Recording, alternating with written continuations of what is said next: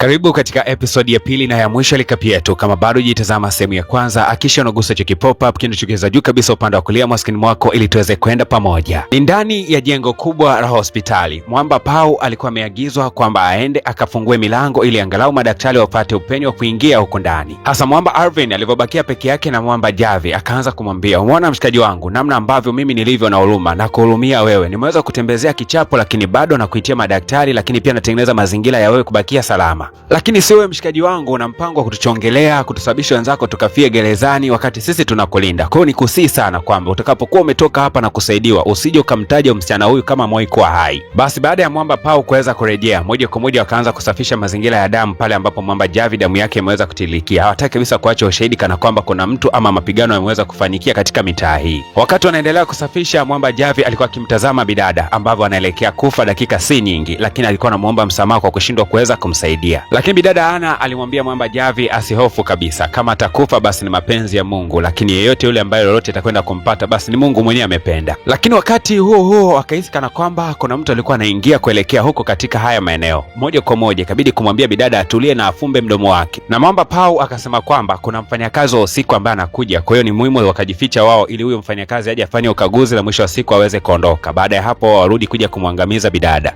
Hasa baada ya muda, yani kama dakika 30 hivi, wakawa wanarejea ndani ya kichumba baada ya kugundua kwamba hakuna mfanyakazi yote aliyekuwa anaingia ndani ya kichumba kuja kumcheki Javi kitambo sana yuko ahela, kwa maana alishafariki. Hasa huu ni msahara mwingine kabisa, kwa sababu Mwamba Javi hakuwa katika orodha ya wagonjwa ambao waliingizwa huku ndani katika maeneo ya mochwari baada ya kufa. Sasa huyu jamaa ataulizwa kwamba huyu Javi ameingiaje katika maeneo haya na ni kwa nini yuko huku ndani ikiwa hajaweza kutibiwa hospitalini na amekufa kifo gani? Hapa kwanza walichoka, wakaanza kutafakari ni kitu gani ambacho watakwenda kukifanya, kwa sababu mambo yanazidi kwa mengi masiala tu. Mwamba Pau ni mwoga sana, hakuwa na jambo lote la kufanya zaidi ya kusema kwamba tutakwenda kuozea gerezani maisha yetu yote, naona kabisa gereza hili hapa. Lakini Ivan akasema kwamba sio kirahisi namna hiyo, kwa sababu mwili wa Mwamba lazima tukaende tukaufukie sehemu tukaufiche, lakini pia huyu bidada lazima tumwangamize. Yani kama itakuja kuvunguruka basi ije kuvunguruka baadaye sana. Yani swala la gereza hata kama litakuwepo basi iwe ni katika juhudi ambayo wameifanya, lakini hiyo juhudi ikawa imeshindikana, lakini hawezi kukubali kizembezembe tu aelekee gerezani. Lakini bidada akasema kwamba kama uovu mmeufanya wa huyo Mwamba basi niwaambie kwamba inatosha. Mimi naawapia kwa Mungu wangu kwamba sitowahi kuwataja katika maisha yangu yote mpaka naingia kaburini. Naomba tu msinifanyie jambo lolote baya. Mwamba Pau akaanza kulainika, lakini Ivan akamvuta kwa nguvu na kumwambia kwamba acha upumbavu wewe. Yani unataka tumsikilize huyu bidada, anatudanganya hapo, akitoka hapo anatutaja unajua.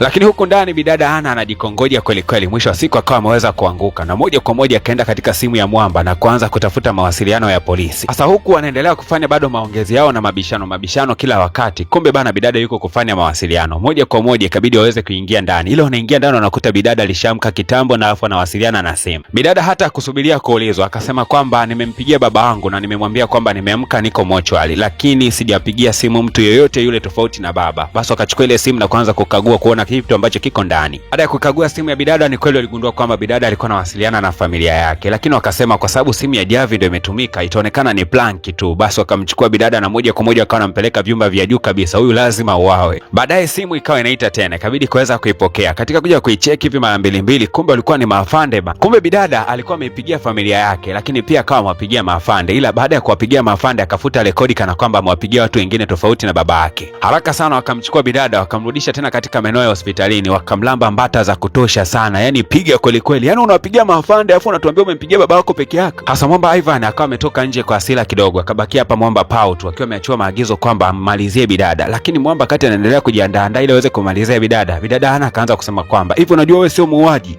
Ivan ndiye muuaji kwa sababu yeye ndo ameweza kumuua huyo jamaa, lakini wewe hujafanya kitu chochote kile, lakini kupitia kitendo ambacho wewe ulikuwa unakifanya ndio kimesababisha mimi niweze kuamka. Maana yake bila wewe kunifanyia vile mimi nisingeweza kuamka. Kwa kweli ndakuwa na roho mbaya zaidi kama nikisababisha wewe uweze kufungwa gerezani wakati kupitia wewe ndio nimeweza kuamka. Kwa hiyo wewe unakosa lolote, mimi nakushukuru kwa sababu umenisaidia nimeweza kuamka, lakini huyo Ivan ndio muuaji kwa sababu amemuua rafiki yake. Kwa hiyo anataka na wewe uniue mimi ili muwe wote mna kesi sawa za mauaji, wote muweze kuelekea gerezani, lakini yeye peke yake ndo anastahili kuelekea gerezani kwa sababu yeye ndo ameweza kumuua rafiki yake Javi. Wewe hujafanya kosa lolote la mauaji, wewe umenisaidia tu mimi nimeweza kuamka, mimi sina ubaya na wewe hata kidogo. Mwamba Pau haya maneno yanamuingia, lakini wakati mwingine anamtoka, kaanza kumfunga bidada bidada mikono, lakini bidada akamwambia kwamba kumbuka, ametoka nje makusudi, lengo ni kwamba uniue wewe peke yako na kuna uwezekano huenda atakuwa na kurekodi. Lakini kumbe mwamba Ivan alikuwa ameelekea sehemu fulani hivi kuchukua lile bini la kuwekea takataka na moja kwa moja waje kumpakia bidada baada ya kuweza kumuua kisha waweze kumtupa. Lakini mwamba akawa anapata shida kidogo kulibeba lile bini kwa sababu kuna manesi fulani ambao walikuwa wanapiga smoke, yani wanavuta sigara katika maeneo haya. Moja kwa moja bana bidada huko ndani akaanza kujikongoja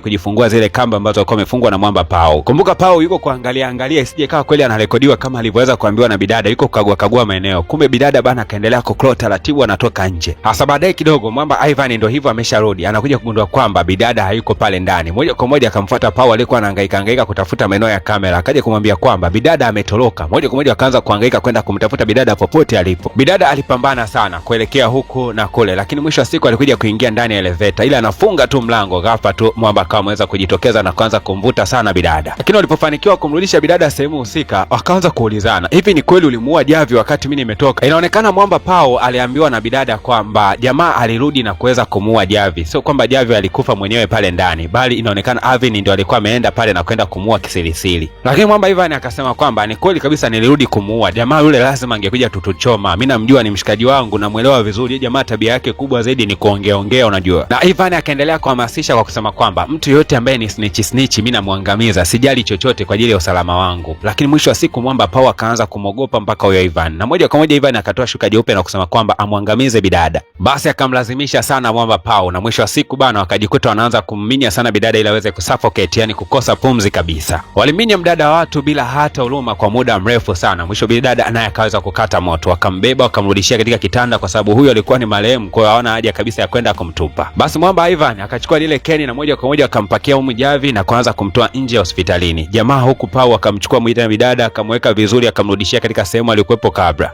Baada ya hapo mwamba Pao akaanataka kuanza kuondoka zake, lakini hapa tu akamfuata bidada na kumwambia kuwa igiza kana kwamba umekufa. Kumbe wakati wanaminya pale puani, mwamba alikuwa amemzuia bidada asiweze kukosa pumzi. Kumbe mwamba Pao na kushirikiana na bidada Ana walikuwa wamemchezea mwamba Avin mchezo tu. Jamaa Avin amerudi anasema si bidada alikuwa amekata moto mazima, akataka kwenda kumkagua. Jamaa Pao akamwambia wewe, tunapoteza muda, kuna mlinzi ambaye ataingia katika zamu ya sasa hivi, tuende zetu bana. Basi bana wakawa wanatelemka taratibu kutokea katika ile eneo la hospitalini, wanajefaridi kwa kusema kwamba msala mzima umeisha, ikiwezekana bana tutoroke mazima tusije tukarudi tena katika maeneo haya hospitali. Lakini Pao akawa anasema kwamba vipi wakija kugundua kwamba mwili wa mwamba Javi upo kule katika maeneo ya bini, unajua itakuja kuwa shida kidogo, kwa sababu ule mwili watataka kuchunguza umetokea wapi na ni kwa nini umeweza kujeruhiwa. Lazima watakuja katika maeneo ya mochwari kwa sababu yale maeneo yako jirani kidogo na mochwari. Lakini pia tukumbuke kwamba katika maeneo ya hospitalini hapa pana CCTV kamera. Wakati nyinyi mnaingia hapo hospitalini, CCTV kamera ziliweza kuona na uliingia wewe Ivan pamoja na Javi. Kwa lugha nyepesi ni lazima watakuja kutuhisi sisi kwa sababu hizi picha za mwamba zipo. Wakaja kugundua kwamba hapo katika msala mkubwa sana, hawawezi wakafanya chochote kile kuweza kukimbia msala huo, lazima tu watoroke kuelekea nje ya nchi kabisa. Hasa ile wamefika tu jirani kabisa na mlango, wakaja kushtuka kwamba kuna mtu ni kama alikuwa anaingia ndani. Kuja kumtazama mara mbili, kumbe ni bidada Ana, tayari alishapata nguvu na amewafuata mpaka huko alikokuwa anaelekea kutoka. Mwamba Ivan akagundua kwamba Pao ameweza kumsaliti kwa sababu alimwambia kwamba hakikishe kama bidada amekufa au bado hajafa. Akataka kuanza kumtembezea kichapo mwamba Pao, lakini ghafla tu bidada Ana akaja nyuma ya mwamba Ivan na kuweza kumchoma na disbisi katika maeneo ya shingo. Lakini Pao akamsihi sana bidada Ana asifanye jambo hilo kwa sababu wao ndo wanakaribia kutoroka. Lakini Ana akasema kwamba sio tu huyu peke yake bali hata wewe ustahili kuishi, akampiga mpaka sindano yule mwamba Pao. Na huo ndio kawa mwisho mbaya wa mwamba Pao pamoja na mwamba Ivan. Maisha yao ndio walikuwa wameishia hapo. Marehemu aliweza kuwateketeza wote. Bidada Ana yu mzima tena bana. Hasa unaweza ukaangusha komenti yako hapo down, umeonaje mzigo kutoka mwanzoni ilipokuwa umeanza mpaka hapa mwisho? Unadhani maamuzi ambayo bidada Ana alikuwa ameyafanya kule mwishoni alikuwa ni maamuzi sahihi kabisa kuweza kumteketeza mpaka mwamba Pao? Na kama unahisi alikuwa si maamuzi sahihi, unadhani kwa nini zaidi? Kwao ni kusi pia kugusa alama ya kulike, lakini pia kama bado hujagusa alama ya kusubscribe usisahau kugusa alama ya kusubscribe kwa sababu hiyo ndio inakuhakikishia wewe kupata recap nyingine zote tunazokwenda kuzitoa. Na kutoka mwanzoni kabisa mwa recap yetu ulikuwa na mimi naitwa DJ Pona, hii ni PVP Media Max. Karibuni sana katika recap ijayo hii hapa.